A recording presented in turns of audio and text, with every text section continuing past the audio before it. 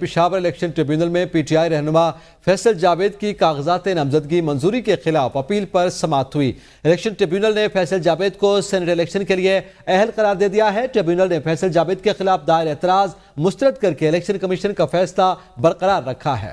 آپ کو بتائیں، فیصل جاوید کے خلاف دائر اعتراض الیکشن ٹریبیونل نے فیصل جاوید کو سینٹ الیکشن کے لیے اہل قرار دے دیا ہے اور فیصل جاوید کے خلاف دائر اعتراض مسترد ہو گیا۔ الیکشن کمیشن کا فیصلہ برقرار۔ الیکشن ٹریبیونل نے فیصل جاوید کو سینٹ الیکشن کے لیے اہل قرار دے دیا ہے۔ اہم خبر سے آپ کو آگاہ کر رہے ہیں۔ پی ٹی آئی کے رہنما فیصل جاوید نے کہا ہے کہ پی ٹی آئی رہنماؤں کو سینٹ الیکشن سے دور کرنے کی ناکام کوشش کی جا رہی ہے۔ فارم 47 والے کبھی بھی پاکستان کو آگے نہیں لے جا سکتے۔ عوام کی رائے کا احترام کیا جائے۔ پی ٹی آئی کے خیبر پختونخوا سے سینٹ الیکشن میں 10 امیدوار کامیاب ہو جائیں گے۔ سینٹ الیکشن کی ضرورت ہی نہیں۔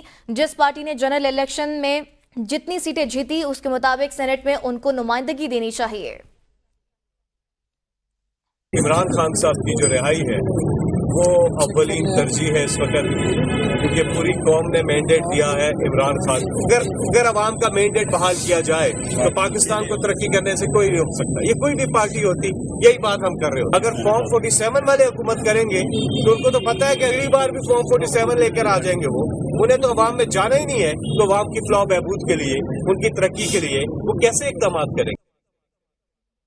اس حوالے سے مزید جانیں گے محمد طیب سے۔ جی طیب، بتائیے گا، ایک جانب الیکشن ٹریبیونل نے فیصل جاوید کو سینٹ الیکشن کے لیے اہل قرار دے دیا ہے، دوسری جانب ساتھ ساتھ خیبر پختونخوا میں بھی ابھی تک اجلاس نہیں بلایا گیا، آگاہ کیجیے گا۔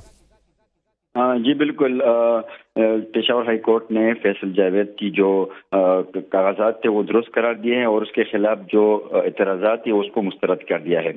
فیصل جاوید کے خلاف جو اعتراض تھا، وہ جو اعتراض کنندہ کے وکیل تھے، انہوں نے عدالت کو بتایا کہ ان کے خلاف ان کی جو زمین ہے سوابی میں وہ ان کے نام پر ہے اور ان کا ریونیو ریکارڈ موجود ہے، جس پر فیصل جاوید کے وکیل نے عدالت کو بتایا کہ نہیں، یہ ان کی زمین نہیں ہے، نہ ان کی ملکیت ہے، بلکہ یہ ان کے والد کی زمین ہے، ان کے نام ٹرانسفر ہی نہیں ہوئی ہے، جس پر عدالت نے دلائل مکمل ہونے کے بعد جو الیکشن کمیشن کا فیصلہ تھا وہ برقرار رکھا اور ساتھ ہی جو الیکشن کمیشن کا فیصلہ تھا وہ برقرار کیا اور ساتھ ہی جو اعتراض الیکشن کمیشن کا فیصلہ برقرار رکھا گیا۔ بہت شکریہ محمد طیب، تفصیلات سے آگاہ کر رہے تھے۔